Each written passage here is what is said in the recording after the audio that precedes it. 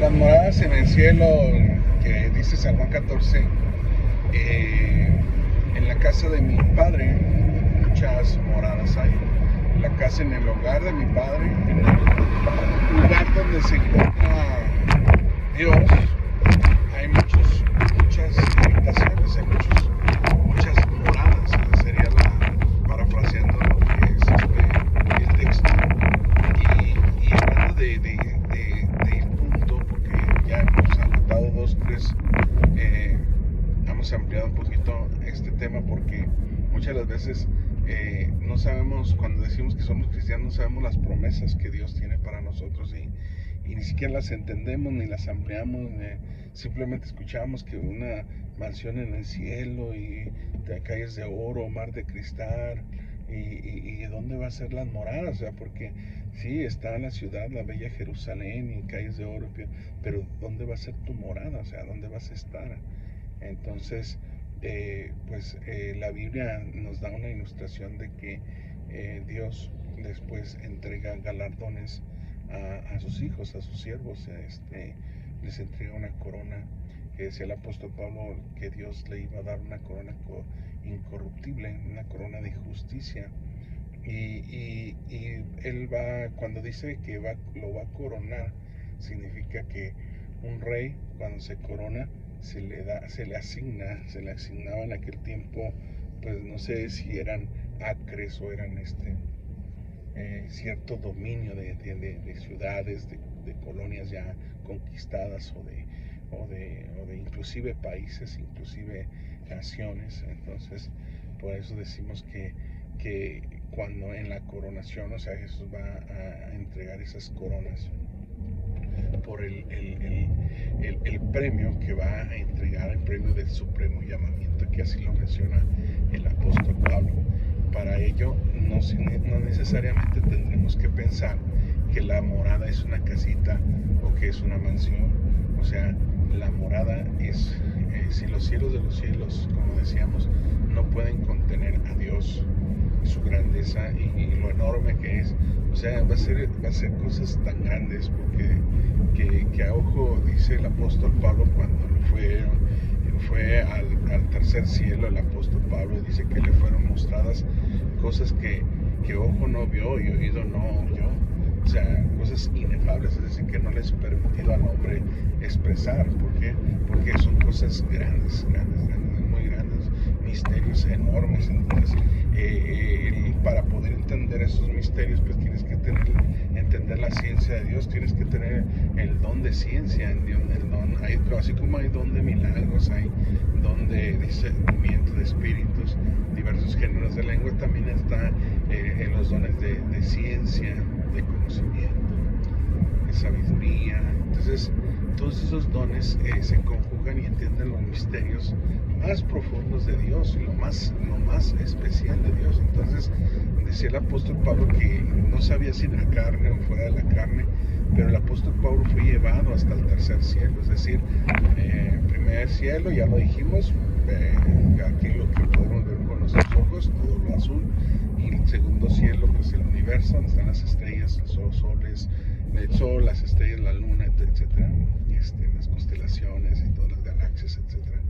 Bueno, ese es el segundo cielo. Y el tercer cielo es el trono de Dios, donde fue el apóstol Pablo. Dice que no le es permitido al hombre expresar las cosas que el apóstol Pablo vio en ese lugar, pero seguramente Jesús, al ser crucificado y al resucitar al tercer día, fue a preparar esos lugares, esas mansiones.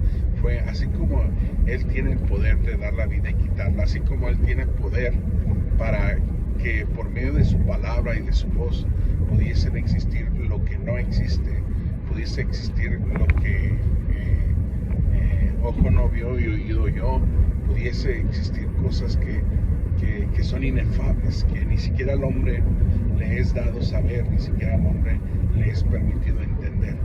Entonces dice que Él está preparando moradas.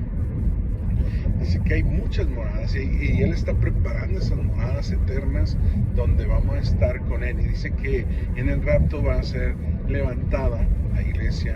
Dice que los que precedieron, los que durmieron en Cristo, resucitarán primero. O sea, cuando habla de que fueron sepultados y que están muertos, sino que precedieron, que están durmiendo, esperando el levantamiento de la iglesia y serán levantados juntamente con ellos o con nosotros en las nubes, dice el apóstol Pablo. Entonces, nos deja entrever que hay cosas inefables, que hay moradas en el cielo, que hay lugar enormes, y si este primer cielo y este segundo cielo son enormes, imagínate la magnitud y la grandeza de lo que Dios está reservando para nosotros, sus hijos. Entonces, si realmente pues le servimos fiel, es difícil ser cristiano, porque muchas de las veces la gente dice, no, yo tengo la verdad, se pelean por la verdad, pero el problema es que la teoría y el conocimiento de Dios no se practica. O sea, ¿de qué les sirve que digan que tienen religiosidad? Porque la religión, pues Jesús no predicó religión. Entonces, pues los religiosos pues se pelean unos a otros por quién es más grande o mayor, pero en realidad Jesús vino a formar un cuerpo de Cristo, un pueblo que es de diferentes lengua, tribu, nacionalidad, gentes que tienen la sana doctrina, que profesan, es decir, que viven y practican el conocimiento de las sagradas escrituras, lo viven a diario. Que si te dice que tienes que perdonar, pues vas a perdonar. Que si te dice que aunque te hicieron lo que te hicieron a Jesús, lo crucificaron, vas a perdonar. Ah, qué difícil es. Ah, bueno, entonces el camino del Señor, decían los apóstoles, dura es tu palabra, Señor. ¿Quién la puede oír? Y mucha gente se estaba yendo y le decían, Señor, no les hables tan fuerte porque se están yendo. Y Jesús dijo, bueno, si quieres váyanse ustedes también. ¿Por qué? Porque Jesús no quería gente que lo siguiera porque habla, ay, qué bonito habla el Señor. Él quería gente que practicara la palabra. No sean tan solamente oidores de la palabra, sino hacedores de la palabra. Esa es la grande diferencia entre el cristianismo real y un cristianismo que se dice ser cristiano pero que no son, y que se dice que de por sí ya asumen que son cristianos, pero porque según sus papás son cristianos, pero nunca entienden ni aprenden ni conocen ni siquiera un texto bíblico, a lo mejor 1, 2, 3, pero la Biblia en su entorno, en su amplitud, en su profundidad, o sea, no escudriñan la escritura. Y dice la palabra de Dios, escudriñan las escrituras porque ellas son las que dan testimonio de mí. Sí, escudriñen las escrituras porque a ustedes les parece que en ellas van a encontrar la vida eterna, y ellas son las que dan testimonio de Jesús. Entonces, hermanos, qué lejos estamos de parecernos a Jesús, porque ser cristiano es ser igual a Jesús, ser seguidor de Jesús, practicar lo mismo que Jesús hacía, enseñaba, hablaba, vivía. Eso es ser cristiano. Mucha la gente dice, ay, ser cristiano es ser tonto, no, ser menso, no, Dios. Ser cristiano no es ser menso, es ser manso.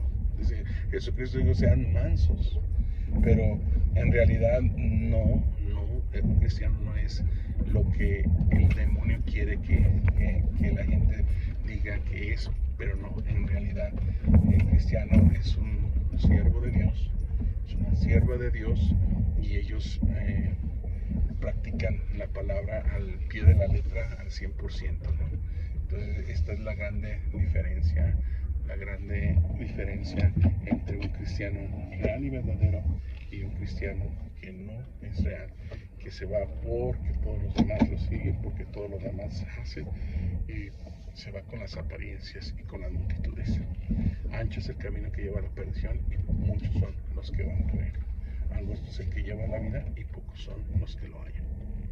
Esto es el testimonio de este nuevo mensaje que está creciendo, pero que hay más profundidad. Dios les bendiga.